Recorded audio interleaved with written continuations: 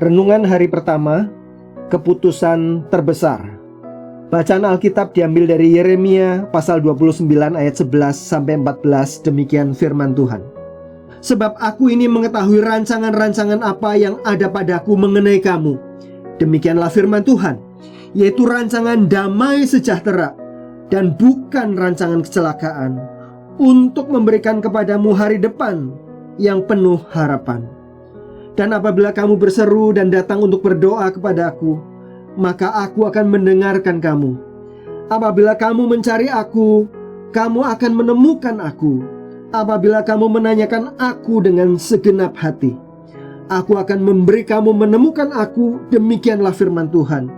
Dan aku akan memulihkan keadaanmu dan akan mengumpulkan kamu di antara segala bangsa dan dari segala tempat kemana kamu telah kucerai-beraikan. Demikianlah firman Tuhan, dan aku akan mengembalikan kamu ke tempat yang dari mana aku telah membuang kamu. Dalam hidup ini kita selalu membuat pilihan atau keputusan. Ada keputusan sederhana, seperti mau makan apa, atau makan di mana hari ini, pakai baju warna apa, hal mana dulu yang akan dikerjakan sekarang ini, dan sebagainya. Ada pula keputusan yang lebih besar, seperti memilih sekolah, pekerjaan, atau teman hidup. Keputusan yang salah dapat menimbulkan penyesalan. Penyesalan itu dapat bersifat jangka pendek dan bisa diatasi, dapat pula bersifat jangka panjang dan fatal. Ada penyesalan satu hari. Misalnya, jika nasi yang kita masak terlanjur jadi bubur, kita menyesal karena harus makan bubur sepanjang hari itu. Tetapi keesokan harinya, ketika kita sudah memasak nasi lagi, penyesalan itu berakhir. Penyesalan 1 bulan bisa kita alami ketika kita salah potong rambut misalnya. Kita mungkin merasa kesal dan menyesal melihat wajah kita jadi aneh dengan model rambut yang tidak pas atau kependekan. Namun begitu rambut kita tumbuh lagi, kita pun akan lupa dengan wajah aneh kita itu. Penyesalan 1 tahun terjadi ketika kita tidak lulus atau tidak naik kelas. Kita mungkin sangat menyesali waktu 1 tahun yang terbuang sia-sia. Namun masih ada kesempatan tahun depan untuk kita belajar giat dan mengejar ketinggalan.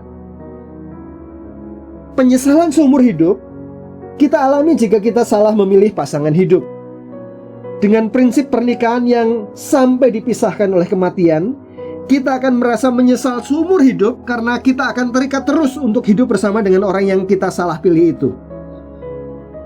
Namun saudara-saudara, ada satu keputusan lain yang berakibat paling fatal dan menimbulkan penyesalan kekal, yaitu jika kita salah memilih juru selamat. Karena jika hal itu terjadi pada kita, kita akan selamanya terpisah dari Tuhan dan kemuliaannya dan masuk neraka. Pernahkah kita terpikir akan hal ini? Dan apakah kita sudah memikirkan keputusan terbesar kita ini dengan sungguh-sungguh? Bagaimana jika kepada kita diajukan pertanyaan ini? Apakah engkau tahu pasti bahwa engkau akan bersama dengan Tuhan di sorga? Jika engkau meninggal dunia hari ini, apakah engkau yakin bahwa engkau akan masuk sorga? Bagaimana jika Tuhan bertanya, mengapa aku harus mengizinkan kau masuk ke dalam surgaku? Apa jawaban kita? Dan bagaimana kita dapat menemukan jalan keselamatan itu?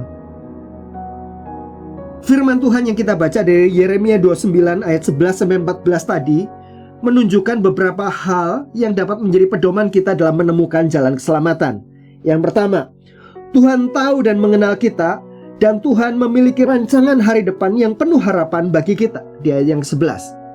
2. Tuhan mau membuka dirinya kepada kita dan membuat kita menemukan Dia apabila kita mencari Dia dengan segenap hati.